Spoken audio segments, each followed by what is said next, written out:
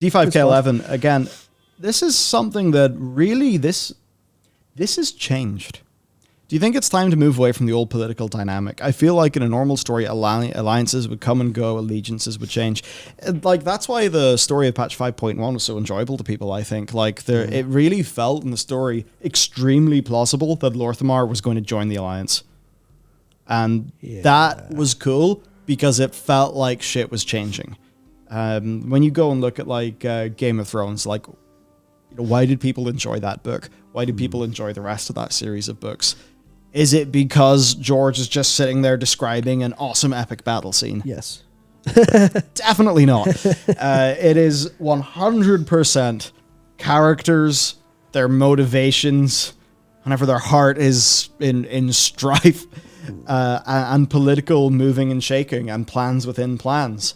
I think people find that really, really engrossing. It makes a world feel real. And for me, that questing of patch 5.1 it's like the peak of that. It was so good.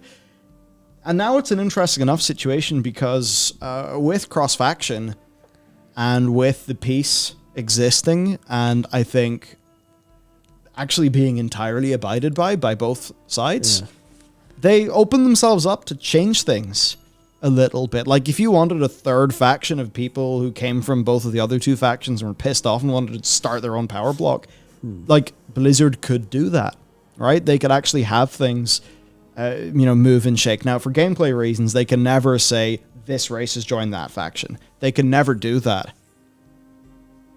But narratively, they could certainly make a third faction that, a player character could maybe join in the side. They could do, they could do a lot. There's stuff that's a lot more possible. And then within the story, in terms of shifting allegiances, there's what a lot of us have expected with the return of Yrel. Now, the thing with that is we don't know, is this just one of those Afrosabi, he's coked up and has drank half a bottle of JD, and he's decided that Yrel has turned into, the viewer of the Light Forged. Oh, if they don't follow up on that plot thread, I will fucking rage till I draw my last breath, I tell you.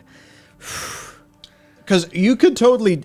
The thing with Yrel, like, she's young, she comes into power extremely quickly. Like, there are in Yrel, like, there is the potential to turn into what the orcs say she is. Yeah. And there's the potential for her to have a side of that story. And that's why, even though maybe it is an Afrosabi drunken trust me bro, by the way, I'm going to burn Teldrassil, even if it is one of those ideas, it is actually one that could be followed up on and actually be pretty cool, especially when you think about, like, Turalyon and the whole thing there. Turalyon, who likes Turalyon? Well, the lords and ladies of Stormwind like Turalyon. And I think that's what's interesting there, because he's not a true king. That means that he depends on the people who will back him up, whereas Anduin has a true claim to the real throne. Like, not to say literally, but if this was like a bit more IRL, and obviously kings and queens got betrayed and killed each other all the time, but, Anduin could basically say, divine right, the big G has fucking made me king. Well, the big X, but yeah. Because, not that they're, not the gods there, but, like, that was the idea, right? The divine, the sort of the divine thing, and, I mean, even in the Eastern cultures, I believe there was that for the emperor as well. Oh, what was it?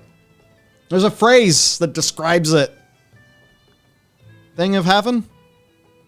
Kingdom of heaven? What are you talking about? I don't know. Oh, like what the, like, it's like the Chinese emperor's version of, like, the divine right to rule. Divine right of kings? Providence of heaven? Mandate of heaven? Mandate of heaven. Mandate of heaven. Thanks, Alexander Trippin. Oh, everyone's got it, yep. Thanks, everyone. Right, Anduin has that. So there's actually room, and I think Blizzard are trying to set this up, because Anduin is, like, he's on his gap here.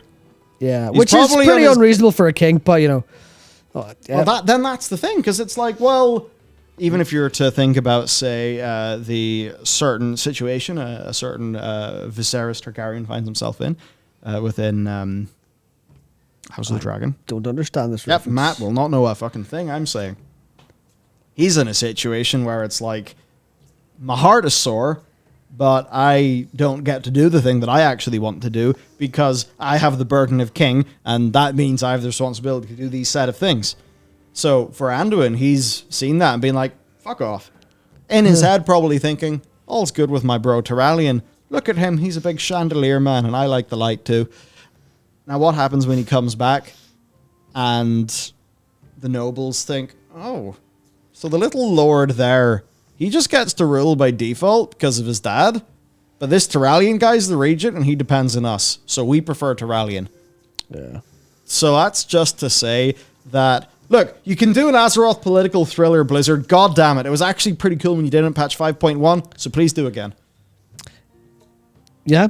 Yeah.